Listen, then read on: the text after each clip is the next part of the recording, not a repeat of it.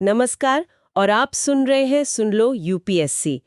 आज तारीख है 29 सितंबर यानी 29 सितंबर 2025 और हम आपके लिए लेकर आए हैं आज की सबसे इम्पोर्टेंट करंट अफेयर्स का एकदम डिटेल्ड एनालिसिस। आज हम क्या क्या कवर करने वाले हैं? हम देखेंगे कि गवर्नमेंट हमारे वेटरन्स यानी हमारे जो रिस्पेक्टेड भूतपूर्व सैनिक हैं उनके वेलफेयर, उनके कल्याण के लिए क्या कर रही है। जी हाँ। कैसे इंडिया फूड प्रोसेसिंग यानी खाद्य प्रसंस्करण का एक ग्लोबल हब, एक विश्व स्तरीय केंद्र बनने की राह पर है। फिर आरबीआई, हमारा रिजर्व बैंक ऑफ इंडिया, उसकी मॉनेटरी पॉलिसी कमेटी में क्या पक रहा है। और सबसे बड़ा सवाल जीएसटी 2.0 जो नया जीएसटी आया है उससे आपकी मेरी जेब पर क्या असर पड़ेगा। और हाँ, स्पोर्ट्स से लेकर एनवायरनमेंट तक कुछ भी नहीं छूटेगा। बिल्कुल। और आपको सुन लो यूपीएससी क्यों सुनना चाहिए, क्योंकि हम रोज the Hindu, the Indian express, PIB और जो सरकारी वेबसाइट्स हैं उनसे आपके लिए दिन भर की सबसे काम की खबरें चुनकर लाते हैं और उन्हें इतनी आसान भाषा में पूरी गहराई से समझाते हैं कि आपको कॉन्सेप्ट एकदम क्लियर हो जाए। मतलब कुछ भी मिस होने का चांस ही नहीं। एग्जैक्टली। और कमिटमेंट क्या है? रोज शाम 6 बजे सेम डे कवरेज। आप इसे कहीं भी सुन सकते हैं, काम करते हुए, ट्रैवल करते हुए। और जो आपने सीखा उसे और पक्का करने के लिए हमारा एक शॉर्ट रिवीजन नोट हर शाम टेलीग्राम चैनल पर अपलोड होता है, उसे जरूर चेक करें। हाँ, वो बहुत जरूरी है। तो आज का मिशन क्लियर है। 29 सितंबर की हर जरूरी खबर को यूपीएससी प्रीलिम्स, मेंस और इंटरव्यू तीनों के पर्सपेक्टिव से निचोड़ लेना है। तो तैयार हैं? Let's begin. चलिए शुरुआत करते हैं पॉलिटी एंड गवर्नेंस यानी राजनीति और शासन से। आज एक इम्पॉर्टेंट इवेंट हुआ। हमारे डिफेंस मिनिस्टर, रक्षा मंत्री श्री राजनाथ सिंह जी ने एक 2 दिन के नेशनल कॉन्क्लेव 2025 का उद्घाटन किया। अच्छा, नेशनल कॉन्क्लेव 2025, ये किसने ऑर्गेनाइज किया और इसका फोकस क्या है? ये आयोजन किया है department of x serviceman welfare ने, जिसे हम शॉर्ट में डीईएसडब्ल्यू यानी डीईएसडब्ल्यू कहते हैं। ये डिपार्टमेंट मिनिस्ट्री ऑफ डिफेंस यानी रक्षा मंत्रालय के अंडर आता है। ओके। और इस कॉन्क्लेव का थीम, इसका विषय बहुत रेलेवेंट है, विकसित Bharat and ex serviceman welfare यानी विकसित भारत और भूतपूर्व सैनिक कल्याण। इसमें पूरे देश से राज्य सैनिक बोर्ड आरएसबीज और जिला सैनिक बोर्ड जेडएसबीज के रिप्रेजेंटेटिव शामिल हुए हैं। डीईएसडब्ल्यू के सेक्रेटरी डॉक्टर नितिन चंद्रा भी वहां मौजूद थे। ओके, तो डीईएसडब्ल्यू, आरएसबीज, जेडएसबीज, ये थोड़ा एक्सप्लेन करेंगे। और इसका यूपीएससी सिलेबस से क्या कनेक्शन है? हाँ बिल्कुल। देखिए, डीएसडब्ल्यू तो वो सेंट्रल डिपार्टमेंट हो गया जो एक्स सर्विसमैन के वेलफेयर पॉलिसीज बनाता है।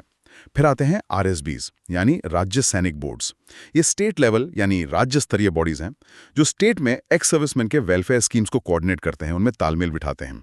अच्छा। और फिर ग्रासरूट्स लेवल पर, जिला स्तरीय लेवल पर हैं जेडएसबीज यानी जिला सैनिक बोर्ड्स। इनका काम है उन पॉलिसीज और स्कीम्स को जमीन पर उतारना, इंप्लीमेंट करना। तो हिरार्की क्या हुई? डीएसडब्ल्यू नेशनल लेवल पर, आरएसबी स्टेट लेवल पर और जेडएसबी डिस्ट्रिक्ट लेवल पर। यह हिरार्की याद रखना जरूरी है, आरएसबी और जेडएसबी। आरएसबी और जेडएसबी, ठीक है। हाँ, सिलेबस की बात करें तो यह सीधा जीएस पेपर 2 से जुड़ता है। Government policies and interventions, welfare schemes for vulnerable sections. Ex serviceman भी एक इंपॉर्टेंट सेक्शन है हमारी सोसाइटी का। राइट। और थीम में विकसित भारत का जिक्र है, इसका क्या मतलब है यहाँ? विकसित भारत तो आप जानती हैं, इंडिया का विजन है 2047 तक एक डेवलप्ड नेशन, एक विकसित राष्ट्र बनने का। एक बड़ा सपना है देश का। इस कॉन्क्लेव का मकसद ये है कि इस विकसित भारत के विजन में हमारे एक्स सर्विसमैन का कंट्रीब्यूशन कैसे शामिल किया जाए। उनके वेलफेयर को सिर्फ एक अलग थलग मुद्दा न मानकर देश के ओवरऑल डेवलपमेंट फ्रेमवर्क में इंटीग्रेट किया जाए। उन्हें सिर्फ बेनिफिशियरी नहीं बल्कि विकास में एक एक्टिव स्टेक होल्डर, एक हिस्सेदार बनाना है। Got it. तो प्रीलिम्स पर्सपेक्टिव से क्या की पॉइंट्स निकल कर आते हैं? प्रीलिम्स के लिए पहला, डीईएसडब्ल्यू किस मिनिस्ट्री के अंडर है? Ministry of defence. दूसरा, आरएसवी, जेडएसवी की हायरार्की क्या है और उनके फंक्शंस क्या हैं? तीसरा, इस कॉन्क्लेव का थीम क्या है? विकसित Bharat and ex serviceman welfare. चौथा, विकसित भारत का गोल ईयर क्या है? 2047। ये फैक्ट्स इंपॉर्टेंट है। और मेंस के लिए इस कॉन्क्लेव का सिग्निफिकेंस क्या है? How does it institutionalise veteran welfare? Mains के लिए एनालिसिस थोड़ा डीपर जाएगा। ये कॉन्क्लेव एक सिंबॉलिक जेस्चर से कहीं ज्यादा है। ये दिखाता है कि गवर्नमेंट वेटरन वेलफेयर को एडहॉक बेसिस पर नहीं बल्कि इंडिया के लॉन्ग टर्म डेवलपमेंट पैराडाइम यानी विकास के ढांचे में सिस्टमैटिकली शामिल कर रही है। हाँ, बिल्कुल सिस्टमैटिकली। सोचिए, हमारे एक्स सर्विसमैन के पास डिसिप्लिन, ट्रेनिंग, लीडरशिप स्किल्स का अनुभव होता है। उस अनुभव को राष्ट्र निर्माण में, नेशन बिल्डिंग में कैसे एक्टिवली यूज किया जा सकता है, ये कॉन्क्लेव इसी कॉम्प्रिहेंसिव अप्रोच, इसी व्यापक दृष्टिकोण पर फोकस करता है। ये उनको सिर्फ पेंशन या हेल्थ बेनिफिट्स देने तक सीमित नहीं रखना चाहता, बल्कि उन्हें डेवलपमेंट प्रोसेस का हिस्सा बनाना चाहता है। That's a very important point. इसके इम्प्लीकेशंस क्या हो सकते हैं शॉर्ट, मीडियम, लॉन्ग टर्म में? शॉर्ट टर्म में इससे आरएसबीज और जेडएसबीज के बीच बेहतर कोऑर्डिनेशन, बेहतर तालमेल बनेगा। जो बेस्ट प्रैक्टिसेस हैं वो शेयर होंगी। मीडियम टर्म में वेलफेयर स्कीम्स की डिलीवरी, उनका लाभ एक्स सर्विसमैन तक पहुंचाने में सुधार आएगा, एफिशिएंसी बढ़ेगी। हाँ, और लॉन्ग टर्म में तो उन्हें स्टेक होल्डर बनाने की बात है। एग्जैक्टली। लॉन्ग टर्म इम्प्लीकेशन ये है कि एक्स सर्विसमैन कम्युनिटी को देश के विकास में एक सम्मानित स्टेक होल्डर, एक एक्टिव पार्टिसिपेंट की तरह देखा जाएगा, जिससे उनका मोरल भी बूस्ट होगा और देश को उनके स्किल्स का फायदा भी मिलेगा। और इस दिशा में आगे बढ़ने के लिए क्या कदम उठाए जा रहे हैं इस कॉन्क्लेव में? What's the way forward? Way forward यही है कि जो बोर्ड्स अच्छा काम कर रहे हैं उन्हें रिकॉग्नाइज किया जाए, सम्मानित किया जाए। ग्राउंड लेवल से फीडबैक लेकर पॉलिसी इम्प्लीमेंटेशन को और बेहतर बनाया जाए। और सबसे इंपॉर्टेंट, हर इनिशिएटिव को विकसित भारत के बड़े लक्ष्य से जोड़कर देखा जाए। Very well explained. चलिए अब मुद्दा बदलते हैं और आते हैं इकोनॉमी पर। वर्ल्ड फूड इंडिया 2025 आज कंक्लूड हुआ है। बड़ी इवेंट थी ये। हाँ, काफी बड़ी इवेंट। 4 दिन चली ये वर्ल्ड फूड इंडिया 2025, जो भारत मंडपम प्रगति मैदान में हुई। और हेडलाइन न्यूज ये है कि इस इवेंट से इंडिया के फूड प्रोसेसिंग सेक्टर यानी खाद्य प्रसंस्करण क्षेत्र में जबरदस्त इन्वेस्टमेंट कमिटमेंट्स मिले हैं। कितना? 1.02 लाख करोड़, यानी 1.02 लाख करोड़ रुपए। अरे वाह! दोबारा सुनिए, 1.02 लाख करोड़। इतना पैसा, ये तो कमाल हो गया। Wow, 1.02 lakh crore, that's massive. ये इवेंट किसने ऑर्गेनाइज किया था और इसका मेन ऑब्जेक्टिव क्या था? ये आयोजन था ministry of food processing industries का, यानी खाद्य प्रसंस्करण उद्योग मंत्रालय का। ऑब्जेक्टिव था इंडिया को फूड प्रोसेसिंग में एक ग्लोबल पावर हाउस की तरह शोकेस करना, इन्वेस्टमेंट अट्रैक्ट करना और टेक्नोलॉजी कोलैबोरेशंस को बढ़ावा देना। रशिया के डेप्यूटी पीएम दिमित्री पेत्रुशेव भी आए थे। कुल मिला के 12 देशों ने पार्टिसिपेट किया। पीएम मोदी ने भी अपने इनॉग्रल स्पीच में कहा था कि इंडिया एक रिलायबल ग्लोबल फूड सप्लायर, एक विश्वसनीय वैश्विक खाद्य आपूर्तिकर्ता बन सकता है। सिलेबस के हिसाब से ये जीएस पेपर 3 के लिए क्रूशियल है। Food processing and related industries, investment models, industrial policy. इसमें एक पीएमएफएमई स्कीम का भी जिक्र है। हाँ। और कुछ बेनिफिशियरीज को सब्सिडी भी मिली है। बिल्कुल। पीएमएफएमई स्कीम बहुत इंपॉर्टेंट है। इसका फुल फॉर्म है प्रधानमंत्री formalisation of micro food processing enterprises scheme, प्रधानमंत्री सूक्ष्म खाद्य प्रसंस्करण उद्यमों का औपचारिकीकरण योजना। जैसा नाम से ही क्लियर है, इसका मकसद है छोटे छोटे फूड प्रोसेसिंग यूनिट्स जो हैं उनको फॉर्मल इकोनॉमी में लाना, उन्हें सपोर्ट करना। अच्छा। और वर्ल्ड फूड इंडिया में इस स्कीम के तहत 26,000 बेनिफिशियरीज को 2,518 करोड़ रुपीस की क्रेडिट लिंक सब्सिडी सैंक्शन की गई। ये नंबर याद रखिए, 26,000 बेनिफिशियरीज और अमाउंट है 2,518 करोड़ रुपीस। ओके, पीएफएमई क्लियर हुआ। इस सेक्टर से जुड़े कुछ और इम्पोर्टेंट कॉन्सेप्ट्स हैं, जैसे NIFTEM, FDI policy, mega food parks. Good question. देखिए, निफ्टेम का मतलब है national institute of food technology, entrepreneurship and management. ये प्रीमियर इंस्टीट्यूट्स हैं जो फूड टेक्नोलॉजी और मैनेजमेंट में एजुकेशन और रिसर्च करते हैं। फूड प्रोसेसिंग में स्किल्ड मैन पावर डेवलप करने में इनका बड़ा रोल है। राइट। फिर FDI policy. Food processing sector में 100% फॉरेन डायरेक्ट इन्वेस्टमेंट, यानी प्रत्यक्ष विदेशी निवेश, ऑटोमेटिक रूट से अलाउड है। ये विदेशी कंपनीज को इंडिया में इन्वेस्ट करने के लिए अट्रैक्ट करता है। और मेगा फूड पार्क्स बेसिकली बड़े इंडस्ट्रियल पार्क्स हैं जो स्पेसिफिकली फूड प्रोसेसिंग यूनिट्स के लिए बनाए गए हैं। यहाँ फार्म टू फोक तक सारी फैसिलिटीज एक जगह मिल जाती हैं।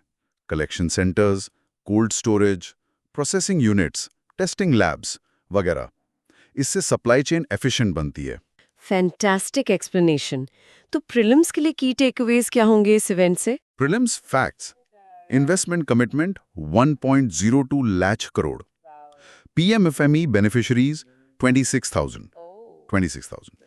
International participation 12 countries, Russia, Sri Lanka, Morocco, Maldives, Portugal, New Zealand, Zimbabwe, Uganda, Eswatini, Cote d'Ivoire, Kuwait. ये नाम एक बार देख लीजिए। फुटफॉल यानी कितने लोग आए, 95,000 प्लस। ये सब फिगर्स इंपॉर्टेंट हैं। और मेंस पर्सपेक्टिव से इस इवेंट का सिग्निफिकेंस क्या है? What does it tell us about India's position? Mains के लिए ये समिट इंडिया की ग्रोइंग स्ट्रेंथ को हाईलाइट करता है global agro food value chain में। इतना बड़ा इन्वेस्टमेंट कमिटमेंट दिखाता है कि इन्वेस्टर्स का इंडिया की पोटेंशियल में कितना कॉन्फिडेंस है। सही बात है।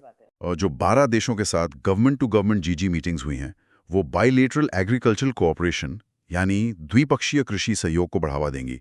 ये सिर्फ एक मेला नहीं था, ये एक स्ट्रेटेजिक प्लेटफॉर्म था इंडिया को फूड प्रोसेसिंग में ग्लोबल लीडर की तरह पोजीशन करने का। इसके इमीडिएट और लॉन्ग टर्म इम्प्लीकेशंस क्या होंगे और आगे क्या स्टेप्स लिए जा सकते हैं? इम्प्लीकेशंस शॉर्ट टर्म में इस इन्वेस्टमेंट से सेक्टर में कैपिटल इन्फ्यूजन होगा, पैसा आएगा, खासकर माइक्रो एंटरप्राइजेस को फायदा होगा। मीडियम टर्म में इंडिया की मैन्युफैक्चरिंग कैपेसिटी बढ़ेगी, नई फैक्ट्रीज लगेंगी, टेक्नोलॉजी अपग्रेड होगी। और लॉन्ग टर्म विजन तो यही है कि इंडिया एक ग्लोबल फूड प्रोसेसिंग हब बने। वे फॉरवर्ड क्या है? इस इन्वेस्टमेंट को production linked incentive PLI scheme for food processing से जोड़ना, निफ्टम जैसे इंस्टीट्यूशंस के साथ टेक्नोलॉजी पार्टनरशिप्स को स्ट्रेंथन करना, और जो G2G टॉक्स हुई हैं उनको कॉन्क्रीट बायलैटरल एग्रीमेंट्स में कन्वर्ट करके एक्सपोर्ट मार्केट्स को एक्सपैंड करना। इकोनॉमी में अगला अपडेट RBI से है। मॉनेटरी पॉलिसी कमेटी की मीटिंग शुरू हो गई है। जी हाँ, रिजर्व बैंक ऑफ इंडिया की मॉनेटरी पॉलिसी कमेटी, जिसे हम MPC यानी MPC कहते हैं, उसकी 3 दिन की मीटिंग आज से शुरू हुई है। ये मीटिंग इंपॉर्टेंट है क्योंकि इसमें पॉलिसी रेट्स पर डिसीजन लिया जाता है। RBI गवर्नर संजय मल्होत्रा इस मीटिंग के डिसीजंस 1 अक्टूबर को अनाउंस करेंगे।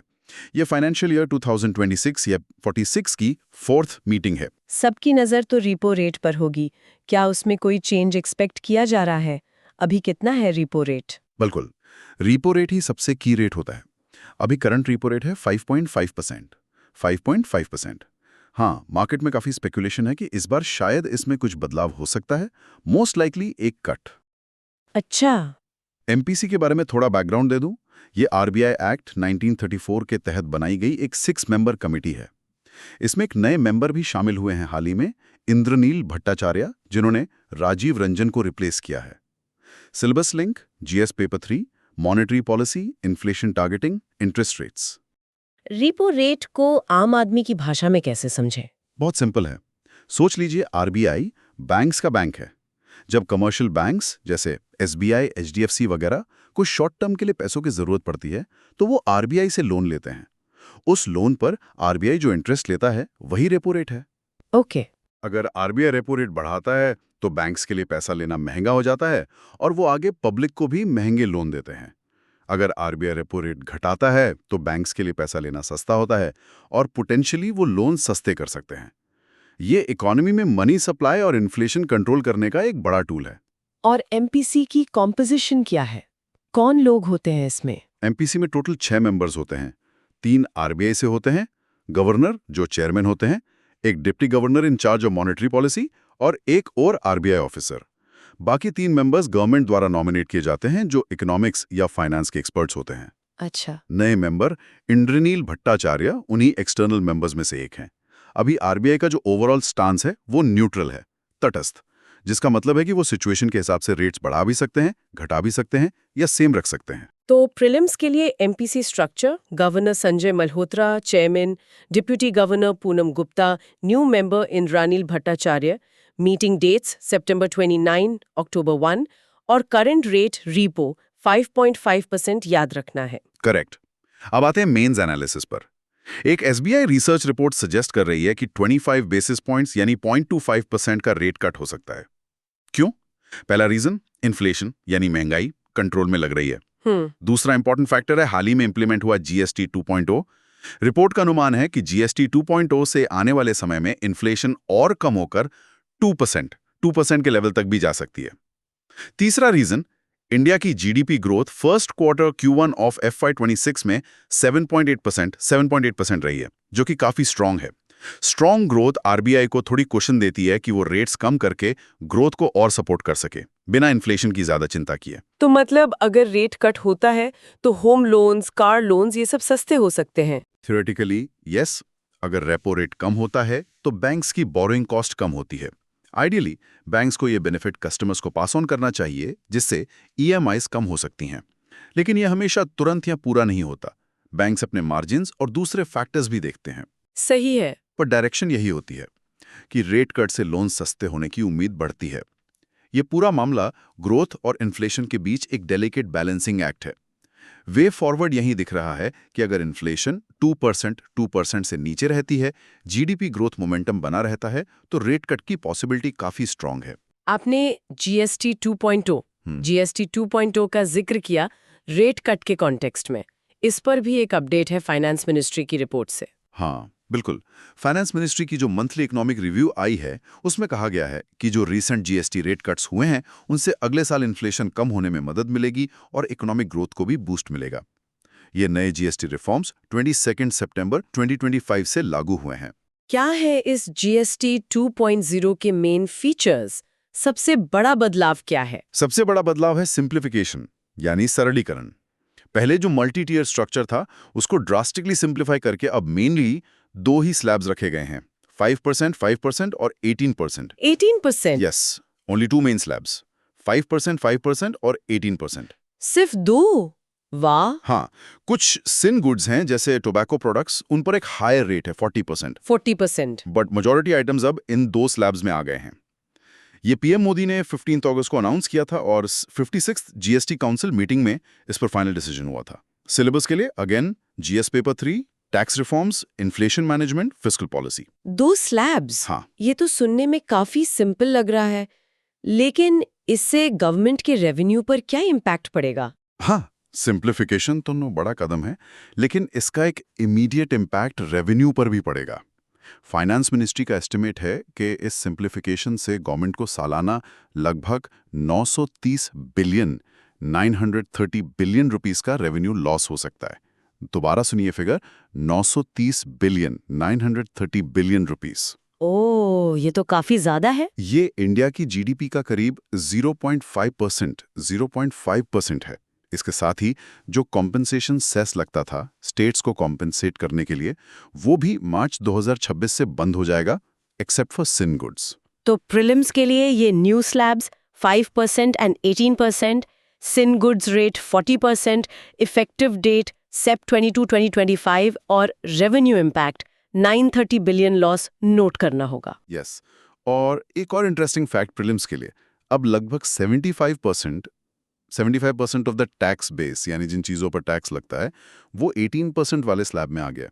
और ओवरऑल पिछले 7-8 सालों में इंडिया का इफेक्टिव जीएसटी रेट या एवरेज रेट 15% से घटकर लगभग 10% हो गया।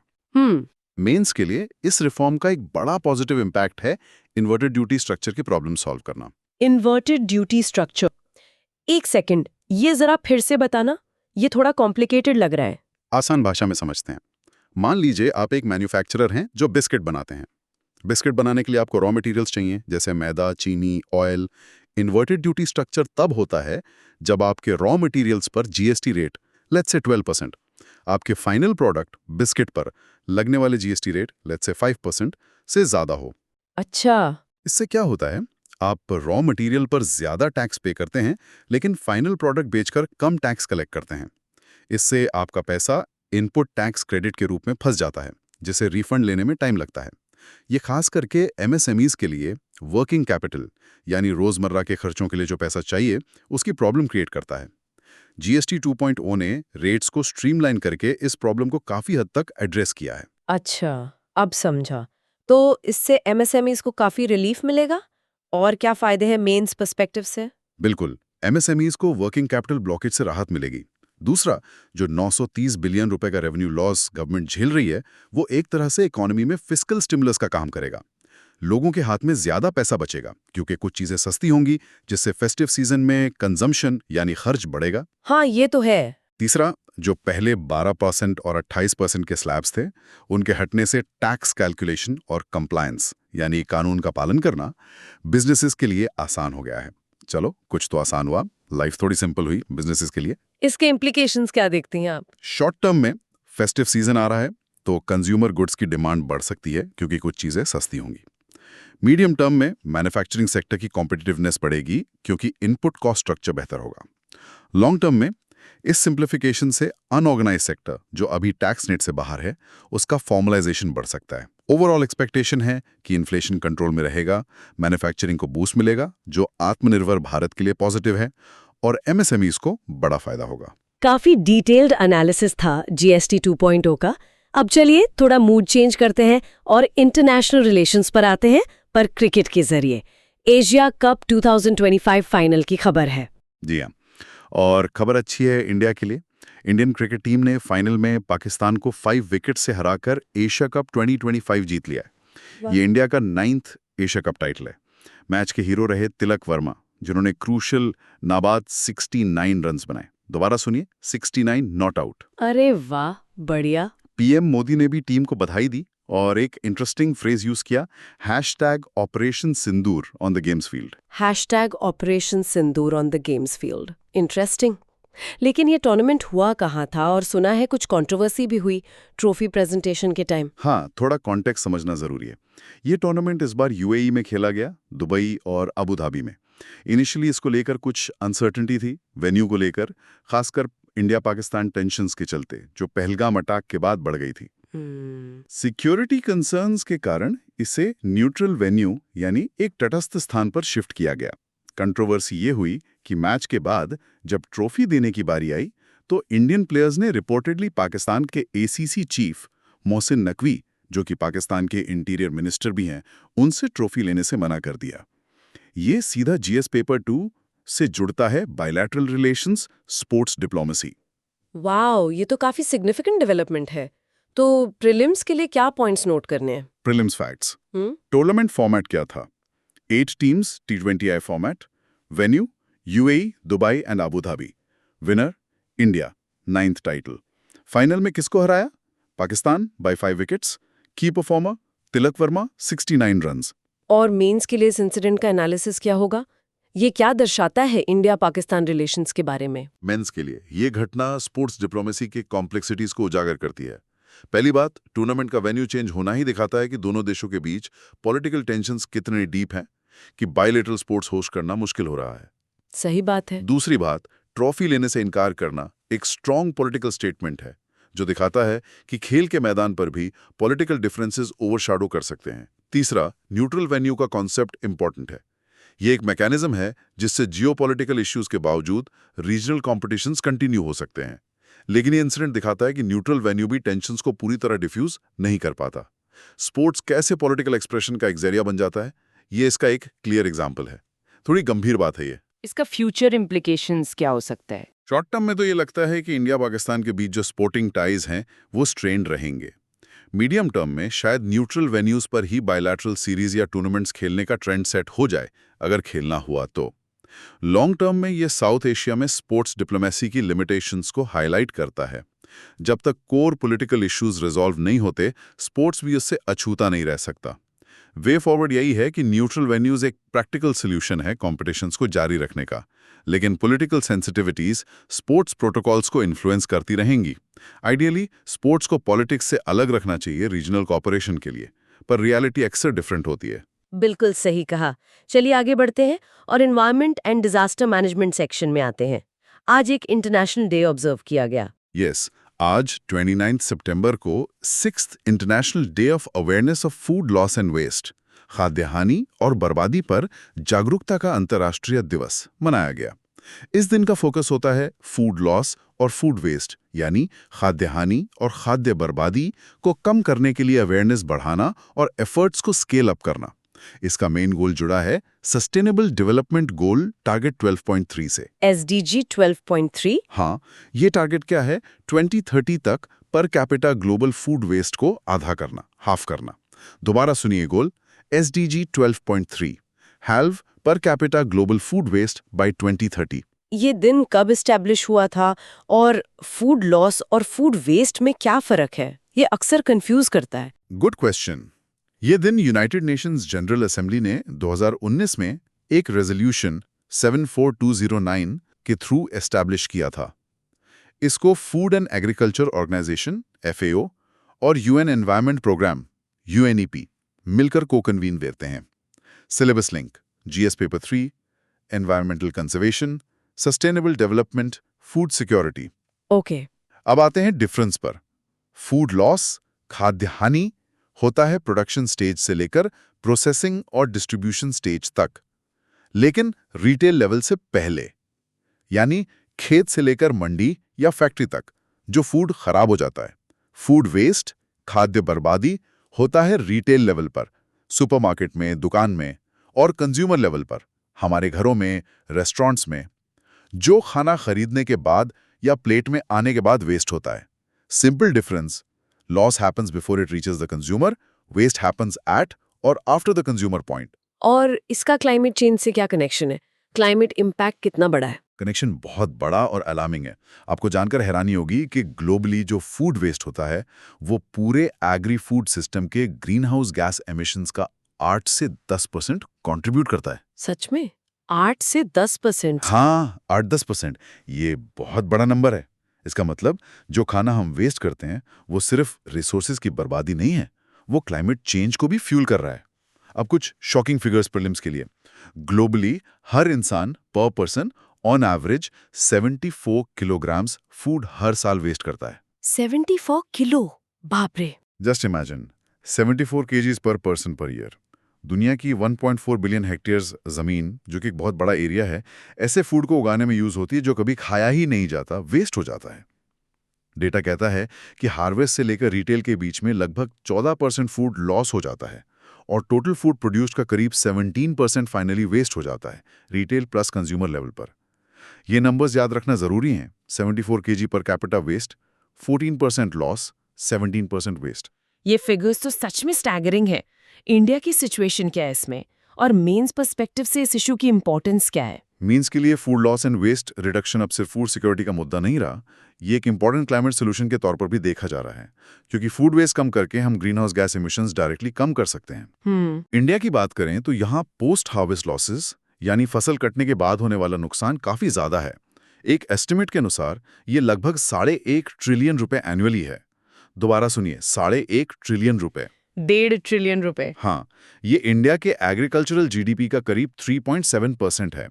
एक एडिटोरियल एनालिसिस जो हमारे पास है वो बताता है कि स्पेसिफिकली फ्रूट्स और वेजिटेबल्स में स्पॉइलेज रेट 10-15% तक है। वीट में करीब 4.2%, पैडी में 4.8% लॉस होता है स्टोरेज और ट्रांसपोर्ट में।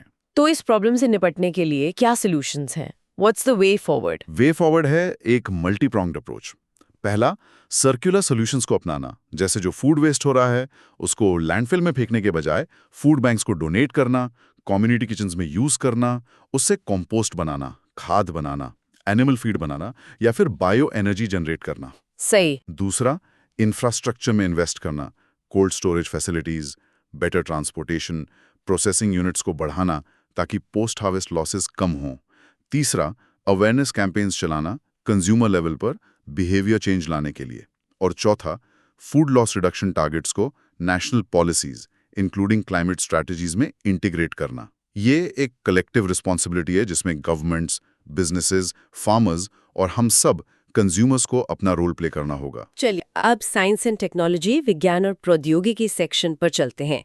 Department of animal husbandry and dairying DAHD ने भी वर्ल्ड फूड इंडिया में पार्टिसिपेट किया था। हाँ, DAHD यानी पशुपालन और डेयरी विभाग। ये ministry of fisheries, animal husbandry and dairying मंत्रालय के अंडर आता है। तो उन्होंने वर्ल्ड फूड इंडिया में क्या शोकेस किया? हाँ, क्या था वहाँ? उन्होंने basically future ready dairy technologies को शोकेस किया। उनके पवेलियन में करीब 15 स्टार्टअप्स थे जिन्होंने इनोवेटिव सॉल्यूशंस प्रेजेंट किए डेयरी और लाइवस्टॉक सेक्टर के लिए। पवेलियन में लाइव टेक्नोलॉजी डेमोन्स्ट्रेशंस भी थे और थोड़ा फन एलिमेंट ऐड करने के लिए सेल्फी पॉइंट्स भी बनाए गए थे। अच्छा, सेल्फी पॉइंट्स भी थे? हाँ, तो माहौल थोड़ा इंटरैक्टिव था। इसका सिलेबस लिंक है GS paper 3, science and technology in everyday life, startup ecosystem, animal rearing economics. State minister pro SP Singh Baghel ने इस पवेलियन का इनॉग्रेशन किया था। तो क्या स्पेसिफिक टेक्नोलॉजीज या फोकस एरियाज थे? प्रीलिम्स के लिए क्या इंपॉर्टेंट है? प्रीलिम्स के लिए number of startups participating 15। Focus किस पर था? Innovative and cutting edge technologies for dairy and livestock. Live demonstrations हुए, सस्टेनेबल लाइवस्टॉक प्रोडक्शन पर नॉलेज सेशंस हुए। एक और इंपॉर्टेंट एस्पेक्ट था, नॉन बोवाइन सेक्टर पर भी फोकस था। नॉन बोवाइन मतलब? यानी सिर्फ काऊ और बफेलो बेस्ड डेयरी नहीं, बल्कि गोट, शीप, कैमल मिल्क जैसे ऑल्टरनेटिव ऑप्शंस पर भी अपॉर्चुनिटीज एक्सप्लोर की गई। अच्छा, ये इंटरेस्टिंग है। और मेंस पर्सपेक्टिव से डीएचटी की इस पार्टिसिपेशन का क्या सिग्निफिकेंस है? मेंस के लिए ये पार्टिसिपेशन दर्शाता है कि इंडिया का ट्रेडिशनल डेयरी सेक्टर अब टेक्नोलॉजी को एम्ब्रेस कर रहा है मॉडर्नाइजेशन के लिए। ये सिर्फ दूध उत्पादन तक सीमित नहीं है, बल्कि वैल्यू एडिशन, एफिशिएंसी इंप्रूवमेंट और सस्टेनेबिलिटी पर भी फोकस है। नॉन बोवाइन सेक्टर पर ध्यान देना डाइवर्सिफिकेशन की स्ट्रैटेजी को दिखाता है, जो रूरल इकोनॉमी के लिए अच्छा है। और सबसे इंपॉर्टेंट, स्टार्टअप्स को इस प्लेटफॉर्म पर लाना शो करता है कि गवर्नमेंट एग्रीकल्चर और अलाइड सेक्टर्स में इनोवेशन इकोसिस्टम को प्रमोट कर रही है। वे फॉरवर्ड यही है कि इन स्टार्टअप इनोवेशंस को लार्ज स्केल पर अडॉप्ट किया जाए, ट्रेडिशनल प्रैक्टिसेस के साथ इंटीग्रेट किया जाए और टेक्नोलॉजी के जरिए डेयरी सेक्टर को और सस्टेनेबल और प्रोडक्टिव बनाया जाए। इंटरनल सिक्योरिटी के फ्रंट पर आज कोई मेजर डेवलपमेंट रिपोर्ट नहीं हुई है वेरीफाइड सोर्सेज में। ओके, तो आगे बढ़ते हैं सोशल इश्यूज एंड वेलफेयर पर। बैंक हॉलिडे से जुड़ी एक खबर है। जी, आज 29 सितंबर को महासप्तमी है, जो दुर्गा पूजा फेस्टिवल का 7th डे होता है। इस मौके पर 3 शहरों में बैंक्स बंद रहे, अगरतला, कोलकाता और गुवाहाटी। दोबारा सुन लीजिए शहरों के नाम, अगरतला, कोलकाता और गुवाहाटी। हाँ, ये 3 जगह। बाकी जगहों पर बैंक्स नॉर्मल काम कर रहे थे। ऑफ कोर्स ऑनलाइन सर्विसेज जैसे यूपीआई, एटीएम, नेट बैंकिंग सब चलती रहीं। ये हॉलीडेज आरबीआई डिक्लेयर करता है under the negotiable instruments act. इसका सिलेबस से क्या कनेक्शन है? इसके 2 कनेक्शंस हैं। एक तो GS paper 1 Indian culture festivals, दूसरा GS paper 2 federal structure regional variations. ये दिखाता है कि इंडिया में कैसे रीजनल फेस्टिवल्स को नेशनल इंपॉर्टेंस दी जाती है और बैंकिंग कैलेंडर में उनको अकोमोडेट किया जाता है। सही। ये एक्चुअली एक लंबे फेस्टिव हॉलिडे पीरियड का हिस्सा है, जो कुछ रीजन्स में 29 सितंबर से 5 अक्टूबर तक चलेगा। मेंस पर्सपेक्टिव से ये इम्पॉर्टेंट है कि कैसे रीजनल हॉलिडेज इंडिया की कल्चरल डाइवर्सिटी को रिफ्लेक्ट करते हैं और कैसे डिजिटल बैंकिंग इंफ्रास्ट्रक्चर ने फिजिकल क्लोजर्स के इम्पैक्ट को कम कर दिया है, इंश्योरिंग ऑपरेशनल कंटिन्यूटी। और इसी से जुड़ा हुआ है कल्चर एंड हेरिटेज का aspect, Durga Puja. Exactly. Mahasaptami eastern India में, खासकर वेस्ट बंगाल, असम, त्रिपुरा में बहुत धूमधाम से मनाई जाती है। दुर्गा पूजा, जो हिंदू मंथ आश्विन में आती है, कॉरेस्पॉन्डिंग टू सितंबर अक्टूबर, गॉडेस दुर्गा की विक्ट्री ओवर महिषासुर का सेलिब्रेशन है। हाँ, महिषासुर मर्दिनी। ये 10 दिन का फेस्टिवल है और इंडिया के सबसे वाइब्रेंट कल्चरल ट्रेडिशंस में से एक है। ये सेलिब्रेट करता है डिवाइन फेमिनिन पावर यानी शक्ति को। Syllabus GS paper 1 Indian culture, festivals, religious traditions. तो ये बैंक हॉलिडेज और फेस्टिवल का लिंक मेंस के लिए कैसे इंपॉर्टेंट है? मेंस के लिए ये लिंक डेमोन्स्ट्रेट करता है कि कैसे इंस्टीट्यूशनल मैकेनिज्म्स जैसे bank holidays regional cultural practices को रिकॉग्नाइज और सपोर्ट करते हैं।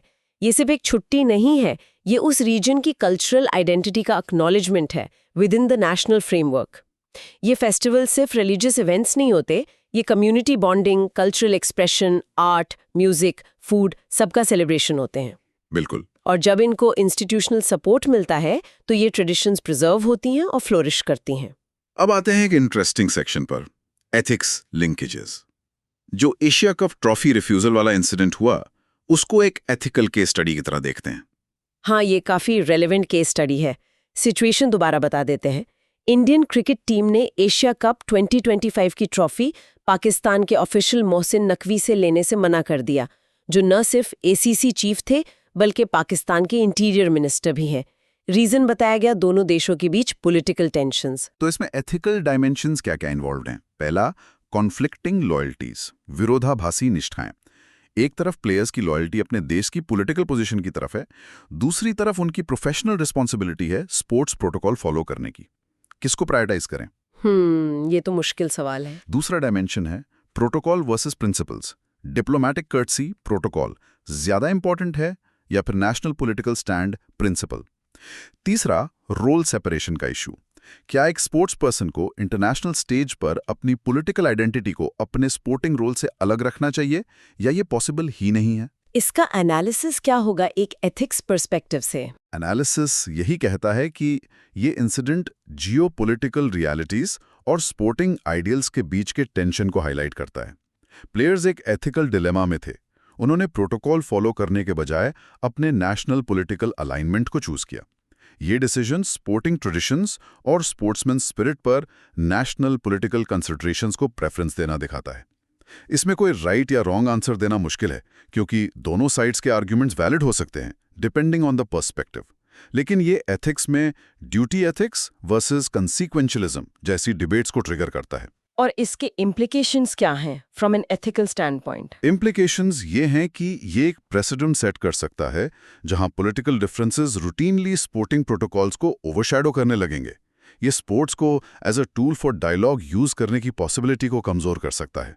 ये स्पोर्ट्स डिप्लोमेसी की लिमिटेशंस को भी अंडरस्कोर करता है कि स्पोर्ट्स तभी ब्रिज बना सकता है जब दोनों तरफ थोड़ी पॉलिटिकल विल हो। बहुत ही नुआंस डिस्कसिंग था ये। अब एक क्विक रिकैप करते हैं प्लेसेस, पर्सन्स और रिपोर्ट्स जो आज की चर्चा में आए। राइट। की पर्सनालिटीज, प्रमुख व्यक्ति कौन थे? Defence minister Rajnath Singh, RBI governor Sanjay Malhotra, cricketer Tilak Varma, DESW secretary doctor Nitin Chandra, Russian deputy PM Dmitry Patrushev और पाकिस्तान के Mohsin Naqvi. Okay. Key places, प्रमुख स्थान कौन से थे? भारत मंडपम प्रगति मैदान दिल्ली में, दुबई अबू धाबी यूएई में, Asia cup venue Agartala, Kolkata, Guwahati bank holiday cities और मुंबई जहां आरबीआई का एचक्यू है। ठीक है। की रिपोर्ट्स, डॉक्यूमेंट्स, प्रमुख रिपोर्ट दस्तावेज कौन से थे? फाइनेंस मिनिस्ट्री की monthly economic review, SBI research report जिसने रेट कट प्रिडिक्ट किया, वर्ल्ड फूड इंडिया 2025 का आउटकम डॉक्यूमेंट और GST 2.0 reform package. Excellent recap. अब चलते हैं डेटा एंड इन्फोग्राफिक सेक्शन पर। कुछ इंपॉर्टेंट नंबर्स को दोबारा सुन लेते हैं इंग्लिश में। ओके। की financial figures. World food India investment commitment ₹1.02 lakh crore. PMFME subsidy disbursed ₹2,518 crore to 26,000 beneficiaries. Estimated revenue loss due to GST 2.0 reforms ₹930 billion. Current repo rate 5.5%. Per capita annual food waste globally 74 kilograms. Participation statistics. World Food India footfall over 95,000 plus. Number of countries participating 12. Tournament data. Asia Cup title for India 9th. Final victory margin 5 wickets. Holiday schedule. Number of cities with bank holiday today 3.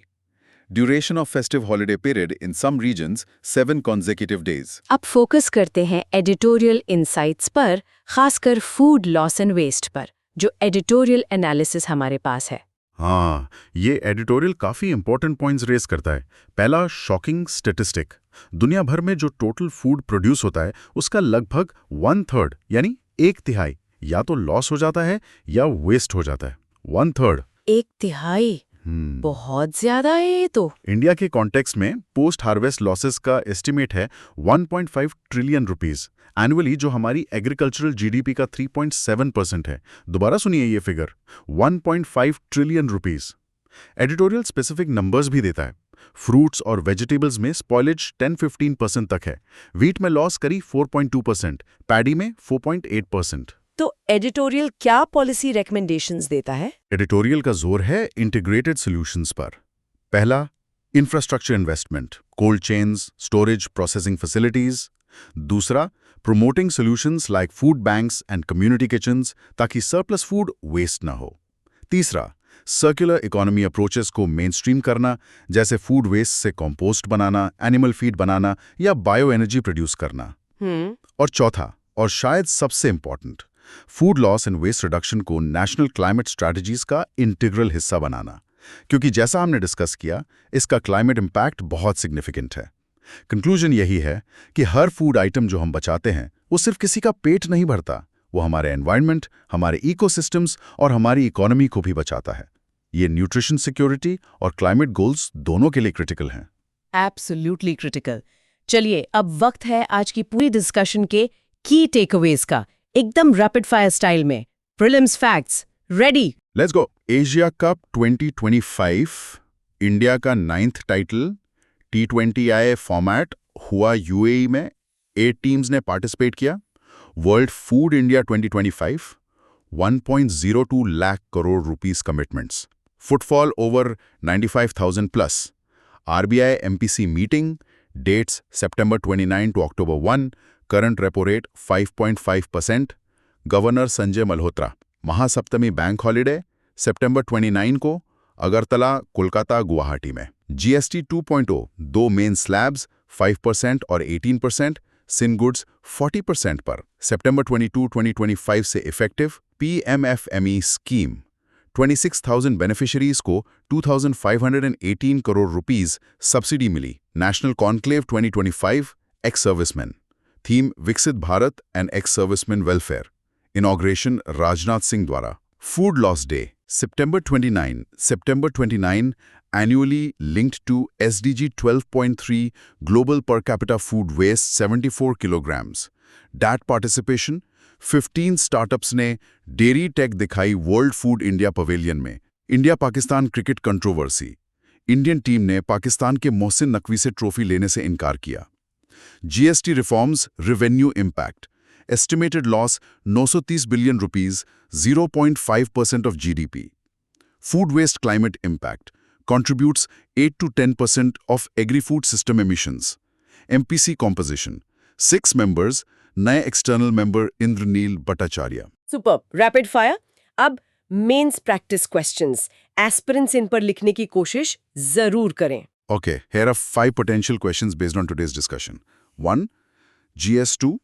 Analyze the significance of the National Conclave 2025 on Viksit Bharat and ex-servicemen welfare in strengthening institutional mechanisms for veteran welfare.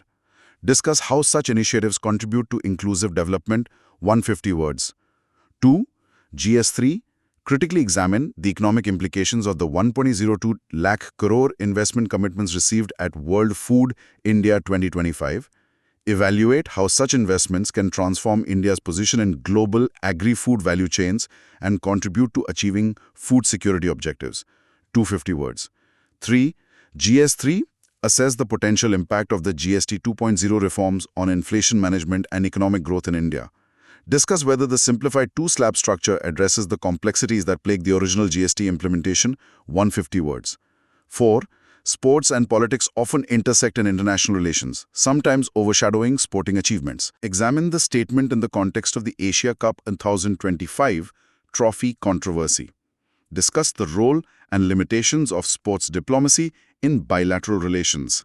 250 words. 5. GS3. Evaluate the significance of observing the International Day of Awareness of Food Loss and Waste in the context of India's food security challenges. Suggest measures to reduce post-harvest losses and achieve SDG Target 12.3. 150 words. Excellent questions. अब time है एक quick quiz का। Let's see कितना याद रहा। Question 1. What was the total investment commitment received at World Food India 2025? A. Rupees 75,000 crore. B. Rupees 1.02 lakh crore. C. Rupees 1.25 lakh crore. Or D. Rupees 85,000 crore. The correct answer is B. Rupees 1.02 lakh crore. Question 2. What is the current repo rate maintained by the RBI? A. 5%. B. 5.25%. C. 5.5%. Or D. 5.75%. The answer is C. 5.5%. Question 3. On which date is the International Day of Awareness of Food Loss and Waste observed? A. September 28. B. September 29. C. September 30. Or D. October 1. Correct answer B. September 29. Question 4.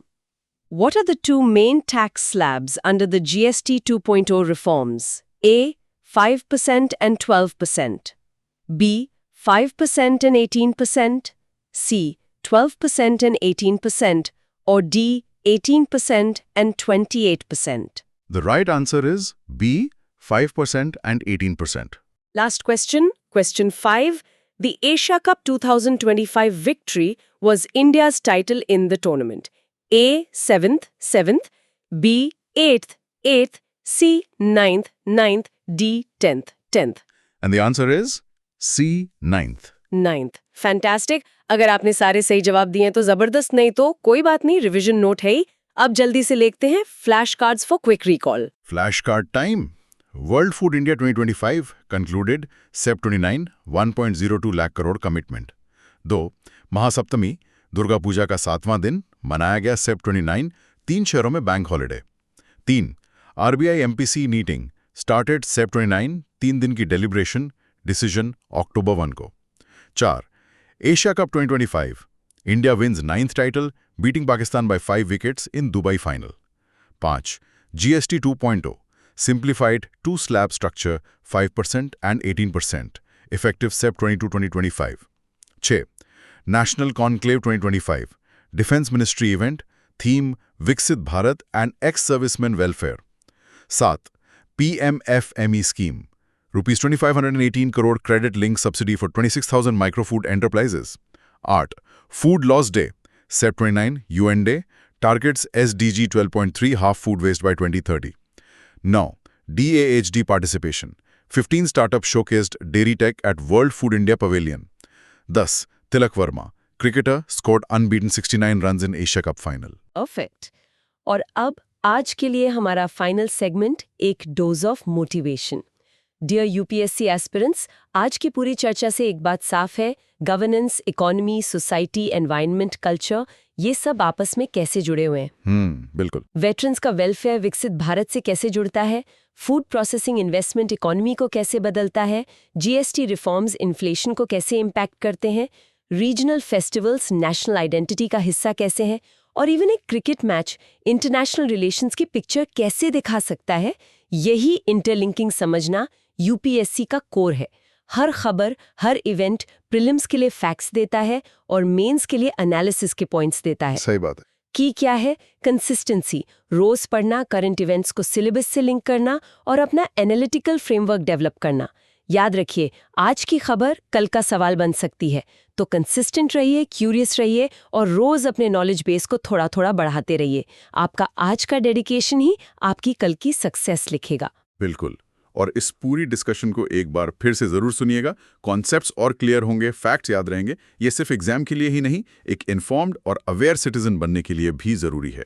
Absolutely. और अगर आपको हमारा ये detailed effort पसंद आया तो please इस video को लाइक ज़रूर करें, अपने फेलो एस्पिरेंट्स के साथ शेयर करें, और आपके क्या थॉट्स हैं, कोई सवाल है तो नीचे कमेंट सेक्शन में हमें बताएं। और हाँ, सुन लो यूपीएससी यूट्यूब चैनल को सब्सक्राइब करना तो बनता है। जरूर करें। आप हमारी 299 रुपीज़ वाली मेंबरशिप भी ज्वाइन कर सकते हैं फॉर एक्सक्लूसिव एक्सेस। और अगर आप हमें सपोर्ट करना चाहते हैं तो सुपर थैंक्स का ऑप्शन भी है। आपका छोटा सा कंट्रीब्यूशन भी हमें इस चैनल को लॉन्ग टर्म तक सस्टेनेबल बनाने में हेल्प करेगा। तो कल फिर मिलेंगे शाम 6 बजे नई खबरों और उनके पूरे विश्लेषण के साथ। तब तक पढ़ते रहिए, बढ़ते रहिए। जय हिंद। जय हिंद।